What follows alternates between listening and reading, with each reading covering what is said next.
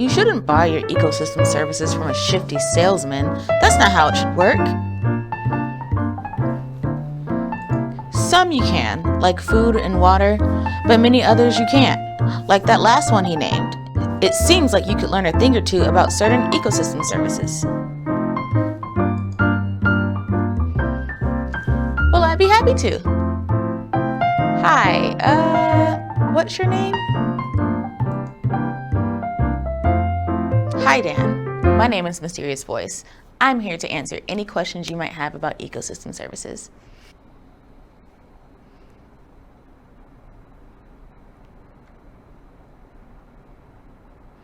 Okay.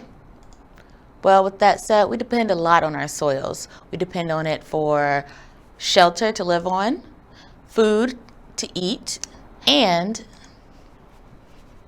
raw materials. 11% of the world's land is used for agriculture alone. That's 1.5 billion hectares. And while 54% of the world lives on only 3% of the land, that's still at least an additional 402 million hectares of stable, reliable soil that we need to survive. But the soil is not always so stable and reliable. Sometimes the soil can become unstable and just give out. This can occur naturally, sometimes due to water erosion, earthquakes, or just due to gravity and time. Soil instability can also be caused by humans, like when we take water from an aquifer underground for a long time. Here is Mexico City, where the land has been subsiding 1 to 3 inches per year. That's 30 feet in the last century. This city is built on layers of clay and highly permeable sand and gravel that easily compresses when water is withdrawn. In cities, we see sinkholes due to weakened infrastructure caused by earthquakes or simply poor planning. This is a sinkhole in Fukuoka, Japan, that opened up in 2016. City officials say that it's due to a project nearby on the city-run subway.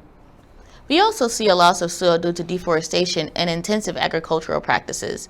Almost half the world's topsoil has been lost to erosion, and according to the Rainforest Conservation Fund, deforestation is a direct cause of the erosion happening in tropical rainforests.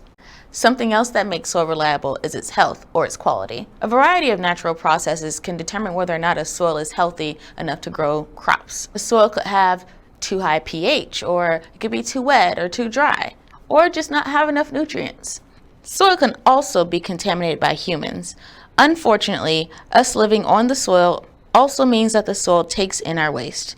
Sometimes it's decomposed or trapped in the soil or plants we don't eat, so it can't harm us. Other times, it makes the soil unusable or, at worst, toxic. Waste from factories and cities often have a negative impact on the soil quality. This represents communities in East Chicago, Indiana, where the soils were contaminated with lead by a nearby factory. We do some good too, such as pass laws to limit deforestation. We also update our infrastructure so that we don't have as many sinkholes or problems in the roads, and to prevent collapses. We have soil remediation projects and urban gardens with raised beds so that we can have good food without the contaminants. So this can just be a lesson to you to value your ecosystem services and not to try to get them cheap from a shifty salesperson. Well, that's about all we have time for today. Thanks for watching.